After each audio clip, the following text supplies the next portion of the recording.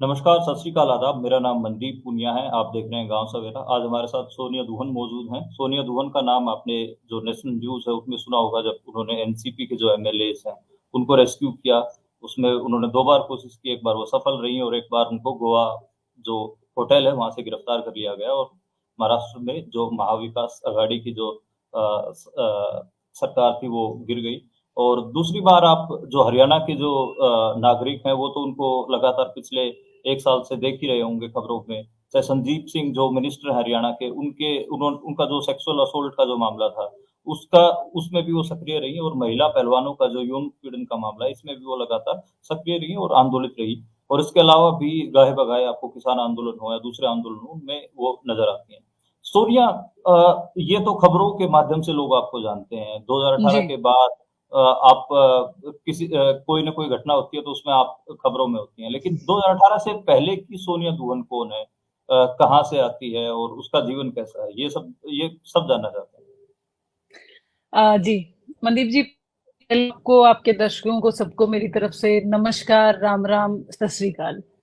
और 2018 से पहले की सोनिया ने शायद कभी मतलब इस तरीके की सोनिया जो आप देख रहे हैं, एक इस तरीके की सोनिया वो नहीं थी। स्पेशली अगर मैं मेरे बैक डेज में जाऊं तो मैं एक बहुत साधारण से घर से आती हूँ। हरियाणा में मेरा गांव पेटवाड़ पड़ता है, हिसार जिले में आता है। हम्म। और अगर मैं बात करूं एक बहुत ही छोटे किसान परिवार, जो 2-2.5 एकड़ की खेती करने वाले किसान परिवार से मैं बिलोंग करती हूँ। मैंने शायद स्कूलिंग के टाइम पे, जो एक आम बच्चा जो किसान घर में पैदा होता है, वो जो सारी चीजें देखता है, जो सारे स्ट्रगल्स वो देखता है, वो सारे स्ट्रगल्स मैंने देखे हैं। मैं अक्सर, मतलब लोग जब मेरे से बात करते हैं, लोग बोलते हैं कि आपको ऐसी सारी चीजें कैसे पता है, कैसे जानते हैं। तो मैंने भी वो सारी चीजें करी हैं, मैंने भी वो फसल कटाई करी है, मैंने भी नूड़ा निकाले हैं, मैंने भी पानी लगाए हैं, तो मुझे पता है कि ये सारी चीजें कैसी होती हैं। या एक आम घर में, एक आम हरियाणा पंजाब में, क्योंकि हम सेम सेम से ही बैकग्राउंड से सब लोग आते हैं, हमारी हम्म। मूलभूत समस्याएं क्या हैं, हमारा बेसिक जीवन क्या है, वो सारी चीजें मैंने देखी हैं। एक नॉर्मल से स्कूल से पढ़ के मैं आगे गई हूँ। और बाद में मैं फ्लाइंग के लिए पूना गई थी। जी। और वहां जब मैंने, मतलब मैं पैरामोटर पायलट, मैंने पैरामोटर फ्लाइंग की थी, उसकी ही हम्म। एडवांस फ्लाइंग के लिए मैं वहां गई थी।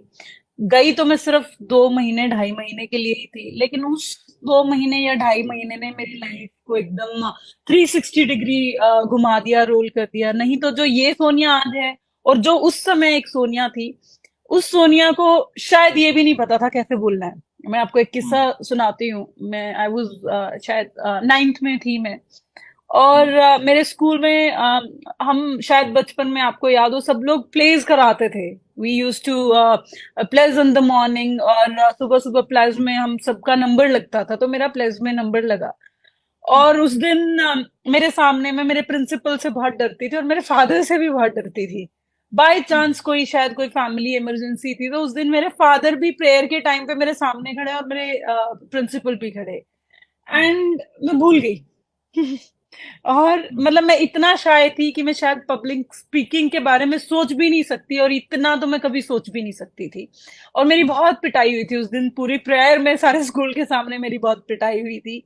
तो हम्म। मैं इसलिए बता रही हूँ कि ये जो सोनिया है, जो आज इतना पब्लिक में आके लड़ती है, झगड़ती है, सरकार से भिड़ती है और इतने हम्म। पंगे लेती है, ये सोनिया और वो सोनिया दोनों बहुत अलग है। तो फिर जो ये कहानी है आपके पॉलिटिक्स में आने की, ये कैसे शुरू होती है और आप कैसे पॉलिटिक्स में आए, ये थोड़ा आप बताएं। यस, और ये शुरू होती है पूना से। उसी हम्म। दौरान क्या हो रहा था वहां, एक मराठी नॉन मराठी का बहुत मुद्दा चल रहा था पहले, कि हम्म। मतलब जो लोग बाहर से आए हैं, नॉन मराठीज एंड मराठीज, उनमें आपस हम्म। में बहुत झगड़ा चलता था। और जो नॉन मराठी बच्चे थे, क्योंकि पूना इंडिया का ऑक्सफोर्ड समझा जाता है, यहाँ पूरे देश से बहुत बच्चे जाते हैं पढ़ने के लिए, तो हम हम्म। लोग भी उन्हीं बच्चों में से एक थे। मेरी उम्र रही होगी 19 साल के आसपास, 18-19 साल के आसपास। तो हम्म। ये बहुत झगड़ा चल रहा था। अब एज नॉन मराठी उन्होंने मुझे भी उसमें एंटर करा दिया। This is this was my first hesitation, या पहली लड़ाई थी मेरी, ये जो तब शुरू हुई थी। और हम्म। उसी दौरान मैं एनसीपी के टच में आई। पवार साहब की बारे में मैंने पढ़ा, पवार साहब से मैं मिली, सुप्रिया सुले जी से मिलना हुआ, उनके बारे में जाना। तो आई गॉट रियली इम्प्रेस्ड। तो मैं वहीं से एनसीपी मैंने ज्वाइन किया, वहीं से काम करना शुरू किया। और आज शायद मुझे 11 साल के आसपास हो गए, मैं एनसीपी में ही काम कर रही हूँ। वो मेरी पहली लड़ाई थी, और उसके बाद तो अनगिनत लड़ाइयों मैंने लड़ी हैं, लड़ाइयां लड़ी हैं।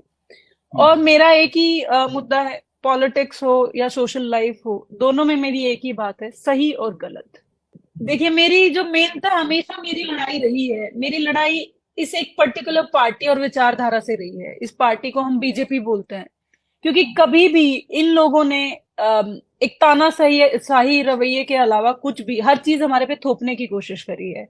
और ये जो थोपना है, ये किसी भी एक लोकतंत्र के लिए, एक देश के लिए सही नहीं है। और आप देख रहे हो, आपने भी एक टाइम पे हम लोगों को जैसे हम किसी जरिए से, जब हम माध्यम से हमारा बात हुई, हमारा मिलना हुआ, तो उस समय जो ये गलत हो रहा है, हम लोग सब लोग गलत के लिए खड़े हुए। और मेरी लड़ाई इनसे इस गलत की ही है, चाहे वो बीजेपी हो या कोई भी हो। इस समय बीजेपी गलत कर रही है, तो मेरी लड़ाई बीजेपी से है। और कल कोई और गलत करेगा, तो मेरी लड़ाई कल को उस आदमी के साथ, उस पार्टी के साथ भी होगी। तो एक छोटा सा बस मैं आपसे जानना चाहूंगा कि आप आपकी पढ़ाई लिखाई क्या हुई है, आपने हायर एजुकेशन में क्या पढ़ा है, और जी। ये एक बार पहले आप थोड़ा बता दें। जी। मैं मेरी जो बेसिक एजुकेशन है, 10th तक मैं अपने गांव से पढ़ी हूँ। उससे पहले मैं मेरे मामकों की परवरिश हूँ मेरी। एक्चुअली मेरे लिए अच्छा ये है, मेरा ना हरियाणा में कई जगह मेरी परवरिश हुई है, और मेरी पढ़ाई लिखाई भी कई जगह रही है। शुरू में मामे मेरे माम के जींद जिले में पढ़ते हैं, जींद जिले का आखिरी गांव पड़ते हैं, मेरी वहां परवरिश शुरू में हुई। बाद में मैं अपने गांव में आई, तो मेरी 10th यहाँ से हुई। बाद में मैं अम्बाला, मेरे मामा आर्मी में थे, तो मुझे अम्बाला ले गए। और साथ में मैं स्पोर्ट्स भी करती थी। मैं 400 रिले और नेटबॉल करती थी, तो मैंने नेशनल तक किया है। बाद में मैंने गेम क्विट कर दी थी। जो रीजंस इन हमारी बहनों के थे, वो कुछ रीजंस मेरे भी थे गेम क्विट करने के। तो उसके बाद जो मेरी हायर एजुकेशन है, 12th मैंने नॉन मेडिकल से करी। और लगभग आई स्कोर्ड 79%, और 10th में 88% मेरा आया था। I was kind of studious person, जिसको शायद ये सोशल और पॉलिटिकल लाइफ से दूर दूर तक कोई अवेयरनेस नहीं थी।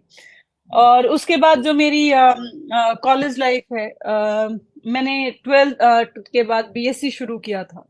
अंबाला से शुरू किया था, कुरुक्षेत्र यूनिवर्सिटी से। लेकिन मेरे फादर बीमार होने की वजह से मुझे बीच में छोड़ना पड़ा था। फिर लेकिन कुछ साल के गैप के बाद मैंने मेरा ग्रेजुएशन पूरा किया।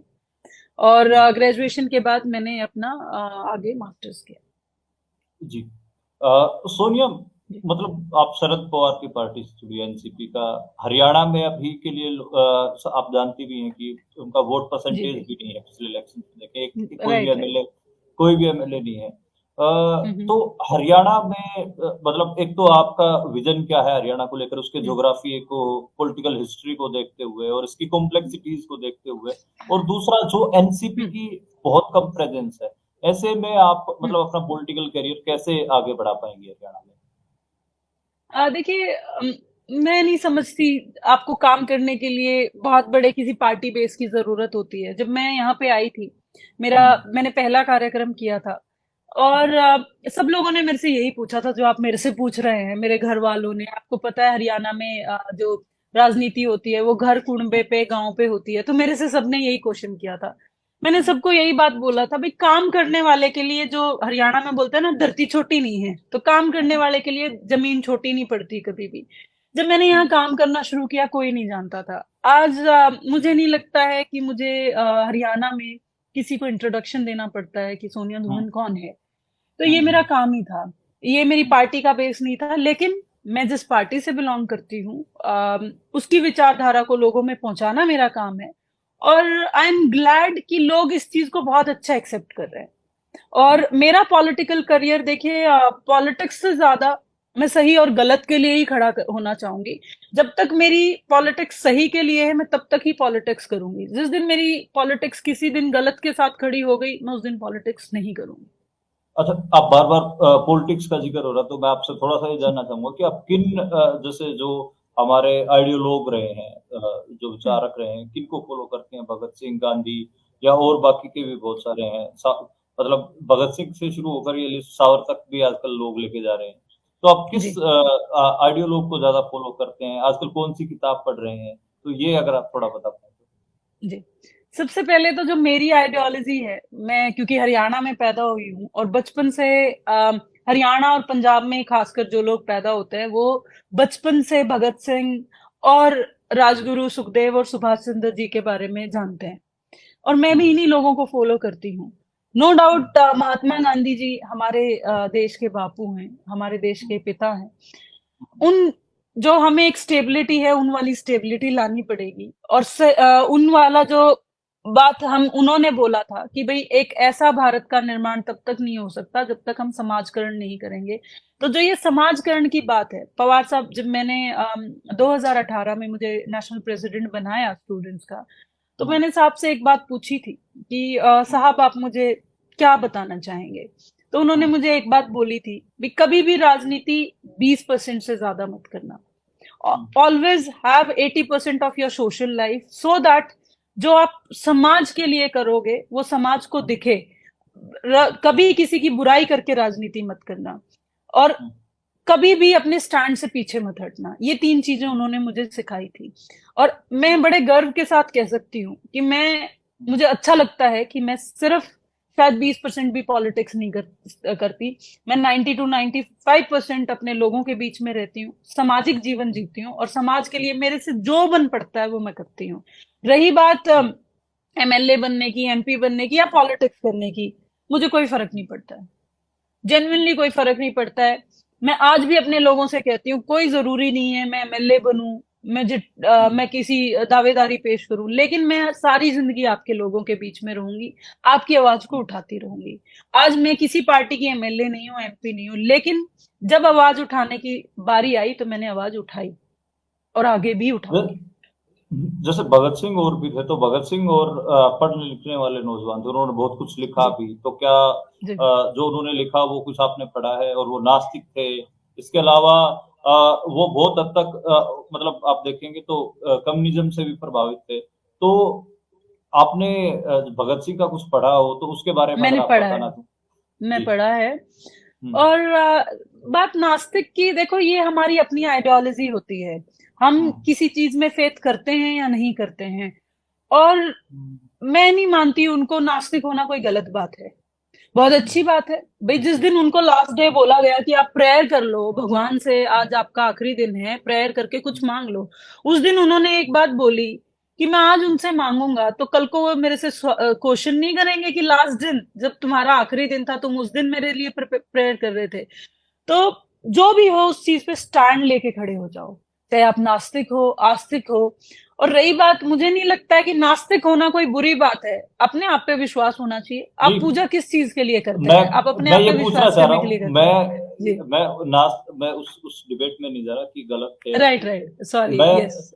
मैं ये पूछना चाह रहा हूँ कि आपकी जो रीडिंग लिस्ट है भगत सिंह के बारे में, तो वो हम्म कैसी है? मतलब जैसे जो उनका आखिरी दिन था, उस दिन वो जो उनकी जेल डायरी भी है, और जो उनके बारे में रिसर्च भी है, उसमें कहा जाता है कि जी वो लेनिन को पढ़ रहे थे, तो उनको बोला गया और उसके बाद वो चले गए।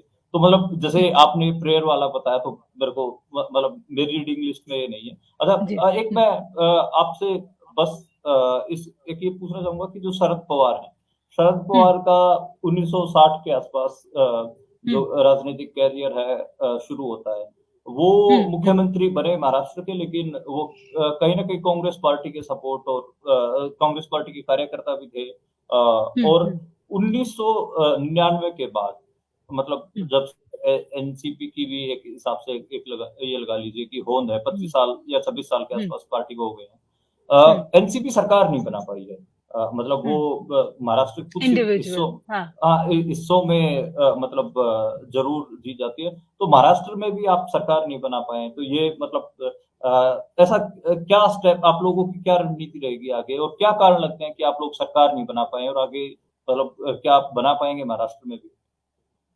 देखिए पहली बात तो पवार साहब ने कांग्रेस से ही शुरू किया था और पवार हम्म, साहब ने जो 1960 से पहले तो पवार साहब की मदर थी, वो हम्म, उनका शायद पॉलिटिकल करियर उस दिन शुरू हो गया था जिस दिन वो 3 दिन के थे। हम्म, उनकी मदर पहले उनकी जिला पे कुछ ये जो अपने जेडपी मेंबर्स, वहाँ जेडपी मेंबर्स बोलते हैं हम्म, अपने यहाँ जो पार्षद होते हैं, उनकी हम्म, मदर जेडपी मेंबर थी।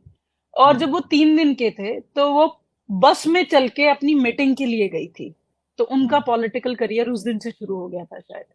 हम्म, और रही बात कांग्रेस के साथ या हमारी इंडिविजुअल सरकार बनाने की, पवार साहब कांग्रेस के महाराष्ट्र के यूथ के अध्यक्ष रहे। बाद में जब भी कभी हमने सरकार बनाई है, कांग्रेस के साथ मिलकर सरकार बनाई है। ऐसा नहीं है हम्म, कि हम ये कहें कि हमारी सरकार नहीं रही। हमारी हमेशा आपने देखा होगा पवार साहब 4 बार चीफ मिनिस्टर रहे हैं हम्म, महाराष्ट्र के।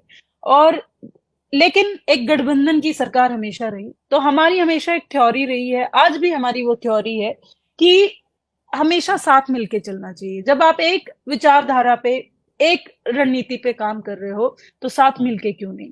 मैं तो हरियाणा के लिए भी यही कहूंगी। और पवार साहब पूरे देश के लिए, आज आपने देखा होगा, विपक्ष को इकट्ठा करने में सबसे अहम चेहरा आज के दिन पवार साहब हैं। तो साथ मिलके चलने में कोई बुराई नहीं है। और उसमें अगर आपको कुछ सेक्रीफाइसेस करने पड़े कि आप पूरे स्टेट में ना लड़ें या कुछ जगहों पे लड़ें, तो मुझे नहीं लगता कोई बुरी बात है। अच्छा सोनिया, आपके लिए हरियाणा के 5 मुद्दे ऐसे कौन से हैं जो आपको लगता है कि बहुत अहम है, बहुत प्राइम इशू है? 5 मुद्दे आप कौन से गिनाने चाहेंगे? मैं हरियाणा में, देखिए, मैं गांव गांव जाके काम करती हूँ। महिला हम्म, सुरक्षा, आप देख रहे हो इस समय महिलाओं की क्या हालात हैं हरियाणा के अंदर। किस तरीके से हम्म, फीमेल्स को टारगेट किया जा रहा है, किस तरीके से रोडों पे लाके पीटा जा रहा है, किस हम्म, तरीके से महिलाओं की डिग्निटी को क्वेश्चन किया जा रहा है हरियाणा के अंदर। सबसे हम्म, बड़ा मुद्दा महिलाओं से रिलेटेड, महिलाओं की सेफ्टी से रिलेटेड है। क्योंकि हरियाणा हमेशा एक बड़ा रिजर्व्ड, या जिसको बोल लीजिए महिलाओं के मामले में एक पीछे स्टेट रहा है। चाहे वो सेक्स रेशो हो या उसके साथ साथ फ्रीडम ऑफ फीमेल्स हो, हमेशा हम बहुत पीछे रहे हैं। लेकिन कुछ एक सालों से बड़ी थोड़ी सी हमें आजादी मिली है, थोड़ा सा हमें बाहर जाके काम करने का, पढ़ने लिखने का चांस मिला है। तो मैं सबसे पहले जो मैं कंसर्न हूँ और वरिड हूँ, मुझे ये लगता है कि कहीं जो ये सरकार का रवैया है जो हमारे साथ कर रही है, हम फिर से घरों में कैद ना हो जाएं। और वेयर एज हमारी कोई गलती नहीं है, हम तो अच्छे से काम कर रहे हैं। तो सबसे बड़ा मेरा कंसर्न फीमेल सेफ्टी, उनकी सुरक्षा और उनकी जो मूलभूत सुविधाएं हैं वो सुनिश्चित करना है। मेरा सबसे बड़ा कंसर्न ये है। दूसरा, एजुकेशन। आज अब आप देख रहे हो हरियाणा में गवर्नमेंट स्कूल्स को बंद किया जा रहा है। गवर्नमेंट बोल रही है कि आप प्राइवेट स्कूल में पढ़ो और हमारे से फीस लो। तो स्कूल के ऊपर स्कूल बंद हो रहे हैं। Education, health. दूसरा सबसे प्राइम जो मेरा तीसरा जो मैं जिसको बोलूंगी वो हेल्थ है। यहाँ पे आप अगर देखेंगे, कई कई किलोमीटर पे एक हॉस्पिटल होता है। और उस हॉस्पिटल में, मैं जैसे नारनौल से आती हूँ, हमारे यहाँ नारनौल में जो हॉस्पिटल है उसमें एक्सरे जो स्कैन मशीन होती है, पिछले हम्म, कई सालों से वो मशीन तो है लेकिन उस पर टेक्नीशियन नहीं है। हम्म, इस ऐसे हालात हमारे गवर्नमेंट हॉस्पिटल्स के हैं, वहाँ स्टाफ नहीं है, मशीनरी नहीं है या कुछ और नहीं है। हेल्थ। तीसरा, इंफ्रास्ट्रक्चर। Fourth, infrastructure. एक इंसान को जो भी बेसिक सुविधाएं हैं, जैसे मेरे यहाँ पे एक गांव आता है खरबड़ा, वो लोग हम्म, पीने के लिए पानी दूसरे गांव से लेके आते हैं। इतने बुरे हालात हैं। आज तक भी हरियाणा में, जिस हरियाणा को हम फुली डेवलप्ड बोलते हैं, आज तक उस हम्म, हरियाणा में ऐसे भी गांव हैं जो दूसरे गांव से पीने का पानी लाते हैं। हम्म, पांचवा, आज प्रदेश का युवा जो सबसे बड़ा, फीमेल के बाद सबसे बड़ा कंसर्न जिसको मैं बोलूंगी, या हम्म, तो नौकरियां हैं नहीं, गवर्नमेंट जॉब्स बची नहीं है। और क्योंकि हरियाणा पंजाब के खासकर हरियाणा और पंजाब की मैं बात करूं, दोनों ही स्टेट के लोग, हमारे लोग आर्मी में या डिफेंस फोर्सेस में सबसे ज्यादा जाते थे। अब हम्म, वही अग्निवीर हो गया है, हमारे पास नौकरियां नहीं बची। अच्छा, प्राइवेट सेक्टर में वैसे ही हरियाणा के लोग थोड़ा सा पीछे रहते हैं, गवर्नमेंट सेक्टर में जाना ज्यादा हम्म, पसंद करते थे। तो नौकरियां बिल्कुल नहीं बची हैं और बच्चों को प्रदेश छोड़ के जाना पड़ रहा है। हम बड़ा चिल्लाते हैं, हमारे यहाँ हमारे सीएम बार बार, हमारे डिप्टी सीएम बार बार बोलते हैं हरियाणा में गुड़गांव में ये नौकरी है, मानेसर में ये नौकरी है। आपको पता है गांव के गांव खाली हुए हुए हैं, और वो सिर्फ गुड़गांव और मानेसर नहीं है, वो पता नहीं किस किस प्रदेश में जाके काम कर रहे हैं, गुजरात में है, महाराष्ट्र में है, इतनी तादाद में बच्चे बाहर काम कर रहे हैं। तो मैं ये सुनिश्चित करना चाहूंगी कि मेरे प्रदेश के किसी भी बच्चे को बाहर ना जाना पड़े, और सबसे बड़ी बात विदेश ना जाना पड़े जमीन बेच बेच के। हर कोई विदेश भाग रहा है, 2-2 एकड़ जमीन बेच रहे हैं, विदेश जा रहे हैं, क्योंकि यहाँ नौकरियां नहीं बची। तो ये सबसे बड़ी 5 बेसिक चीजें हैं जो हमें चाहिए। एक जिस इलाके में आप राजनीति कर रहे हैं सर में, तो वो जो एग्रेरियन मूवमेंट है, पीजेंट मूवमेंट है, उसका भी एक गढ़ है, किसान आंदोलन का गढ़ है, और साथ में मजदूर आंदोलन भी वहां दिख रहे हैं, और दलितों के अपने इशू हैं वहां पर, जो कास्ट एट्रोसिटीज हैं उसकी वजह से कई गांव में सोशल बाइकाट भी हुए हैं।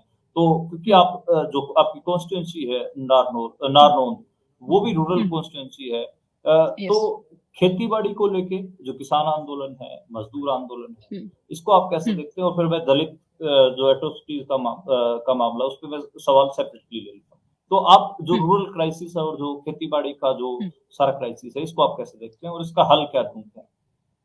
देखिए, सबसे बड़ी बात, अगर मैं मतलब खेती, आज आप देख रहे होंगे लोग खेती से भाग रहे हैं, लोग खेती नहीं करना चाहते। क्यों नहीं करना चाहते?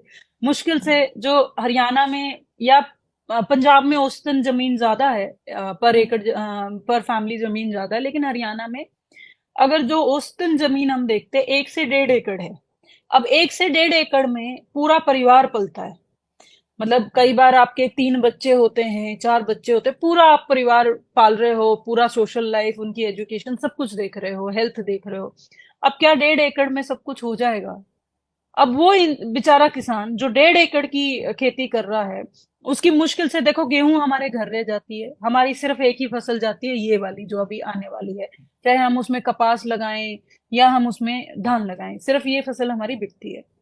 अब ये बिकने वाली फसल का अगर हमें किसी तरीके से भी, चाहे वो गेहूं बेचते हो हम या हम धान बेचें, हमें जब दाम ही नहीं मिलेगा तो हम खेती करके करेंगे क्या? भाई, यहाँ पे तो नया पुराना सब बराबर होता है। भाई, नया आपके कुछ नहीं आता, सब पुराना आपके, आप आड़ती के जाके डाल देते हो, पुराना ही पैसा नहीं उतरता आपका। भाई, नया पुराना सब इक्वल हो जाता है।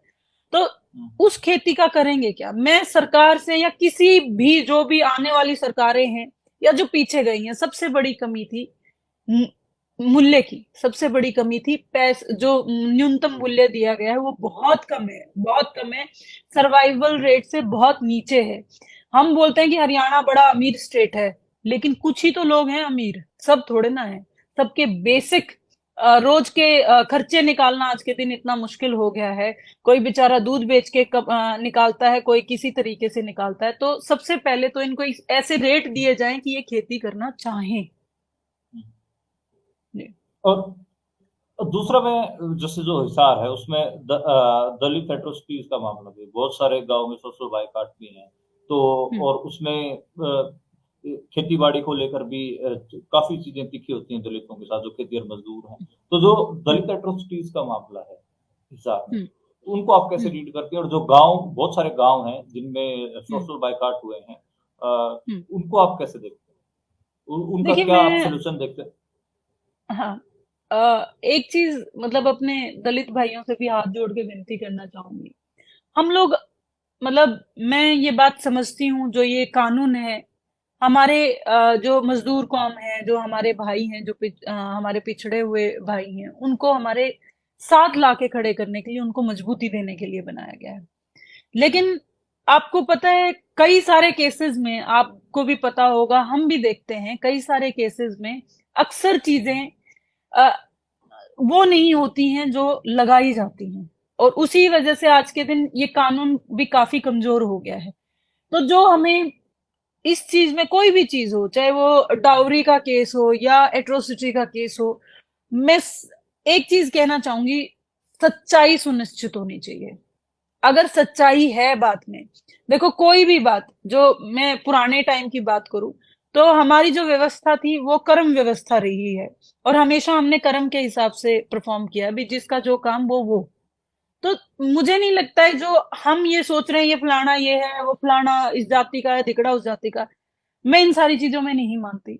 और मुझे सारे लोग, जब एक हार्ड मास का भी, एक जाति के मैं सोनिया, मैं कह रहा हूँ कि एक सच्चाई तो ये भी है मतलब सच्चाई है तो कि सोशल बाइकआउट हुए हैं, हाँ, हमने जाके खुद बिल्कुल, रिपोर्टिंग बिल्कुल, किया है। बिल्कुल। हाँ, मैं तो यही सोशल बात पे आ बाइकआउट रही हूँ। मैं उसी हाँ, बात पे आ उसकी रही हूँ। सच्चाई आप मतलब हाँ। आप जिस हिसाब से जो एट्रोसिटीज़ हुँ, के लिए जो एक्ट हैं, उनका हुँ, हुँ। दुरुपयोग बता के जिस हिसाब से इसकी इंटरप्रिटेशन करना चाहते हैं, ये मुझे नहीं, थोड़ा प्रॉब्लमैटिक लगता है और मतलब नो, नो, नो, नो, ये जो नो, नो, नो, सच्चाई यू है। Are taking it in another way. So मैं दोनों ही चीज़ों पे आ रही हूँ।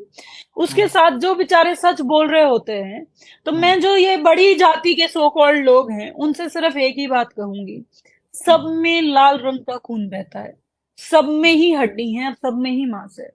तो किसी की जाति जब भगवान ने सुनिश्चित नहीं करी, भगवान ने भेद नहीं किया, तो हम कोई नहीं होते हैं और सब इक्वल हैं। सबको सेम एजुकेशन मिलती है, सेम हेल्थ मिलनी चाहिए और सारी चीजें इक्वल होनी चाहिए, सो दैट एक जो ढांचा है, सोशल ढांचा बना रहे और सब लोग मिलके रह सकें। बहुत सारी जगह हैं, आप सही बात बोल रहे हो, लोगों के साथ नाइंसाफी भी होती है और मैंने भी कई बार देखी है। तो उस चीजों में ऐसा नहीं है कि सोनिया दुल्हन कहीं पीछे रहने वाली है। वो उसके साथ जो गलत करने वाला है और जिसके साथ गलत हो रहा है, उसके साथ गलत हुए वाले के साथ खड़ी मिलेगी, चाहे वो एट्रोसिटी का केस हो या कोई भी बात हो। मुझे ये बात अच्छा शर्म नहीं आती है ये कहने में कि हमारे वाले लोग बहुत सारे गलत करते हैं। हुँ, करते हैं, जो बड़ी जाति से अपने आप को क्लेम करते हैं, वो लोग, काफी लोग गलत करते हैं। कृपया आप लोग ये ना करें, ये कतई अच्छा नहीं है और आपकी इसमें कोई चौधर नहीं होने वाली है। अच्छा जी। सोनिया किसान आंदोलन में जो जब चल रहा था तो हम लगातार रिपोर्टिंग कर रहे थे 2019 में जी। 20 21 तो काफी गर्म माहौल रहा 2017 से ही जी। मतलब किसान मार्च शुरू हो गए थे तो एक नाम जो बहुत हम लोगों ने सुना वो अडानी अडानी हम्म, के सैलोज खुल रहे हैं और हम्म, जब हिंडनबर्ग रिपोर्ट आई तो शरद पवार साहब ने अडानी को सपोर्ट कर दिया तो हम्म, ये जो इलाका है तो किसानों के मतलब अडानी को दुश्मन मानते हैं और उसी को ही आपकी जो पार्टी के जो मेन आइडियोलॉग है वो सपोर्ट दे रहे हैं हम्म, और शरद हम्म, पवार को ये माना जाता है कि खेती बाड़ी में वो डब्ल्यूटीओ के समर्थक हम्म, हैं उनके 2008 का हम्म, स्टेटमेंट भी है और हम्म, एक हिसाब से जो खेती बाड़ी में जो कैपिटलिज्म है उसके भी वो एक हिसाब से समर्थक रहे हैं तो हम्म, ऐसे में इस जो इतना एजिटेशन होता है यहाँ पर डब्ल्यूटीओ को इतना क्रिटिसाइज किया जाता है किसान आंदोलन के हम्म, दौरान और इस इलाके हम्म, में खासकर हिसार में और डब्ल्यूटीओ हम्म, की बात हो या फिर अडानी को कितना ज्यादा रोस्ट किया जाता है कितना ज्यादा उसको हम्म, क्रिटिसाइज किया जाता है उसी हम्म, उसके उसको लेकर आपसे बात कभी सवाल नहीं होंगे मतलब आप जाएंगी हम्म, तो किसान जो आंदोलित किसान है खासकर क्या वो आपसे सवाल नहीं हम्म। पूछेंगे तो आपका क्या जवाब रहेगा इसमें मेरा इसमें एक ही जवाब है। वो जो अडानी का समर्थन आप कह रहे हैं, हम्म, जो पवार साहब की स्टेटमेंट है वो उनकी इंडिविजुअल स्टेटमेंट है, ये मेरी पार्टी की स्टेटमेंट नहीं है। पहली बात, एज एन पर्सन उनकी स्टेटमेंट है, ये उन्होंने क्लियर किया है। मेरी पार्टी का स्टैंड बहुत क्लियर है। हम लोग किसान आंदोलन में एक्टिवली, बहुत सारी चीजें मैं कैमरा पे नहीं बता सकती, ऐसा सपोर्ट हमने किसानों को दिया है, मैं मेंशन भी नहीं करना चाहूंगी। और मैं एक बात आज कह रही हूं, चाहे वो कोई भी इंसान हो, मैं किसान परिवार से आती हूँ और मेरा समर्थन सिर्फ और सिर्फ किसानों को है। और किसी टाइम पे अगर ऐसा ऐसा चांस आता है कि अगर मेरी पार्टी भी उस हक में नहीं खड़ी है, तो मुझे कोई एक सेकंड नहीं लगेगा उस चीज को छोड़ते हुए। मुझे, मेरी जो मैंने किसानी देखी है, जो मैंने करी है, मैं उसी के हक में हूँ और उसी के हक में रहूंगी। एक आखिरी सवाल है मतलब बेसिकली आप मतलब आप नारनौल से चुनाव लड़ेंगे शायद आप जी। नारनौल से चुनाव लड़ने जा रहे हैं बड़ी कॉम्प्लिकेटेड है इस सीट का आप अभी देखें तो इसमें कांग्रेस से शैलजा गुट हुड्डा गुट भी है और अभिमन्यु भी क्लेम करता है जो राजकुमार गौतम है वो हो गए और रूरल कॉन्स्टिट्यूएंसी है लेकिन फिर भी बहुत मतलब शार्प कॉन्ट्राडिक्शन आपके सामने खड़ी है तो ये इतने बड़े पुराने खिलाड़ी खड़े हैं तो इनसे आप कैसे पार पाएंगे कैसे इनको टक्कर देंगी और आपको क्या इन पुराने खिलाड़ियों की क्या कमियां लगती हैं और कैसे आप इनको चेक एंड मेट वाला अगर थोड़ा शेयर कर पाएंगे देखिए जी, एक ही चेक एंड मेट है सबसे, मतलब मैंने कभी किसी की बुराई की पॉलिटिक्स करी ही नहीं। हम्म, एक ही चेक एंड मेट है। हालत देखिए हम्म, आप आके नारनौल की, हालत हम्म, देखिए यहाँ के लोगों की, आपको सब समझ में आ जाएगा। यहाँ के लोगों को इतना बेवकूफ बनाया गया है, इतना एक तरीके से इमोशनली उनको एक घेरे में लेके उनको वो किया गया। कभी भी यहाँ एक्चुअल जिसको विकास की पॉलिटिक्स बोलते हैं या जिसको हम्म, डेवलपमेंट पॉलिटिक्स बोलते हैं, वहां यहाँ पे कभी हुआ ही नहीं। लोगों को हम्म, इतना मैं क्या करूं, मेरे हाथ में ही नहीं है, मैं क्या करूं, मेरे यहाँ पे ऐसे मत आ जाना, हम्म, मैं ऐसा नहीं हूं वैसा, ये सारी चीजों में लोगों ने बहुत लंबे टाइम से यहाँ के लोगों को बेवकूफ बनाया है। लेकिन हम्म, मैं किसी को, ऐसा नहीं है कि मैं कोई चेक इन मेट करना चाहती हूँ। मैं लोगों को के सामने बीच में जो जाती हूँ, मैं लोगों को सिर्फ और सिर्फ मेरी बात रखती हूँ। मैं ना किसी की कभी बुराई करती, और ना मेरा ये सिद्धांत है, और ना किसी को चेक इन मेट करने का मेरा कभी एजेंडा रहा है। लोगों को अगर मेरे में खूबी दिखेगी, अच्छाई दिखेगी, तो वो लोग मुझे चुनेंगे। और अगर मेरे में कहीं ना कहीं कमी होगी, तो मैं आगे और उसको करेक्ट करने की कोशिश करूंगी। और मुझे नारनौंद में या हरियाणा में रहने के लिए किसी चुनाव की खैर वैसे भी जरूरत नहीं है। मुझे भगवान ने ताकत दे रखी है लड़ने की, सही के लिए खड़े होने की। मुझे बस वही ताकत दे के रखे। मैं एमएलए भी उसी ताकत से हूँ और एमपी भी उसी ताकत से हूँ। आपने लड़ाइयों की बात की, तो अभी क्या आजकल का क्या दिनचर्या रहता है, क्या आप कर रही हैं इन दिनों? देखिए, हर रोज मैं अपने जो नारनौंद और आसपास के इलाके के गांव हैं वहां पे जाती हूँ, हम्म, अपने लोगों से इंटरेक्ट करती हूँ, और उनको अवेयर करती हूँ कि ये बीजेपी, जो ये सत्ता में बैठे हैं ये लोग, कितना गलत कर रहे हैं और किस हद तक गलत किया है हमारे साथ। या जो ये अपने आप में जो जमुना पार के लोग नारे लगा रहे थे लोगों को भेजने के, कैसे खुद लोग आके किसी की गोदी में बैठ गए, क्या हमारे हम्म, साथ खेल हुआ है। मैं बस उसी खेल से लोगों को अवेयर कराती हूँ, और ये साफ साफ रिक्वेस्ट करती हूँ कि इस बार इस मोदी की और खट्टर की बातों में या जमुना पार भेजने वालों की बातों में हमें नहीं आना है। सिर्फ जी, इतना ही बताती हूँ। हर रोज मैं 2 गांव जाया जाए, 3 गांव जाया जाए, जैसे ही मौसम और अच्छा होगा मैं 4-4, 5-5 गांव भी जाती हूँ। जितना भी गांव लोगों से मेरे से मिला जाता है, मैं सिर्फ यही संदेश लेके जाती हूँ। जी, जी, शुक्रिया सोनिया हमारे साथ जुड़ने के लिए। तो ये सोनिया दुहन थी, इनसे हमने इत्मीनान से बात की और उनके जीवन को जाना, अलग-अलग पहलुओं को, उनकी शुरुआती जीवन से लेकर उनकी आइडियोलॉजी, उनकी एजुकेशन और अभी पॉलिटिक्स में वो कैसे सक्रिय रहने की कोशिश कर रही हैं और उनके एजेंडे क्या हैं, क्या एजेंडे लेकर वो आगे बढ़ रही हैं। तो आगे भी हम आपको ऐसे इंटरव्यू दिखाते रहेंगे, देखते रहिएगा।